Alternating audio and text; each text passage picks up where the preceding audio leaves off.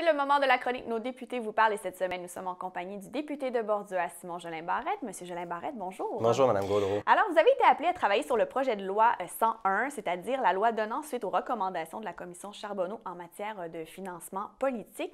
Alors d'abord, concrètement, qu'est-ce qui ressort de cette loi?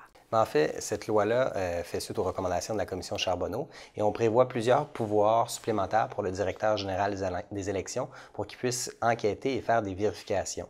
Donc, dans certaines autres lois, les autorités administratives avaient certains pouvoirs, mais le directeur général des élections ne les avait pas. Donc, concrètement, on est venu lui donner des pouvoirs afin qu'il puisse vérifier est-ce que les contributions qui ont été versées aux partis politiques l'ont été faites légalement. Donc, on élargit son pouvoir d'enquête et c'est une bonne chose pour donner tous les outils au directeur général des élections pour qu'il puisse faire son travail. Également, on vient mettre en place certaines spécifications dans la loi électorale, notamment en matière de financement des partis politiques, également aussi en matière de bénévolat, parce que le bénévolat en matière politique, ça se fait sans contrepartie. C'est important de le spécifier dans la loi et ça fait suite aux recommandations de la commission Charbonneau parce que vous savez, les gens ont pu suivre les travaux de la commission. Et il y avait plusieurs, on a vu qu'il y avait du financement sectoriel, donc c'est pour briser le système des prête-noms parce que c'est inacceptable que de l'argent sale en politique se retrouve pour faire des élections. Et on a une belle démonstration à la commission Charbonneau de ce qu'il faut faire pour éviter ça. Et dans le fond, là, c'était de mettre en place une loi qui allait nous permettre de contrer l'influence de l'argent indu en politique.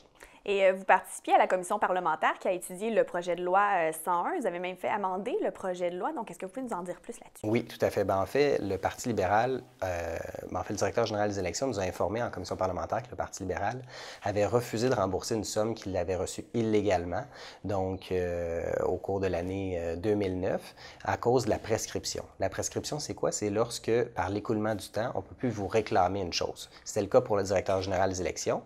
C'était légal, mais c'était complètement illégitime parce que ça veut dire que le Parti libéral avait utilisé cet argent-là. Et on n'était pas au courant parce qu'il n'y avait pas d'obligation dans la loi de divulguer cette information-là.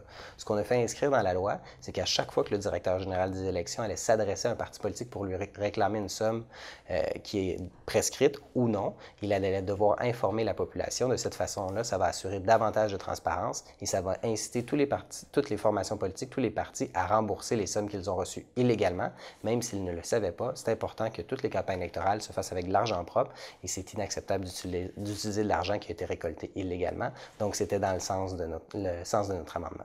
Merci beaucoup, M. Jolin Barrette. C'est moi qui vous remercie. Merci beaucoup. Au retour, restez là, on vous présente notre trouvaille de la semaine.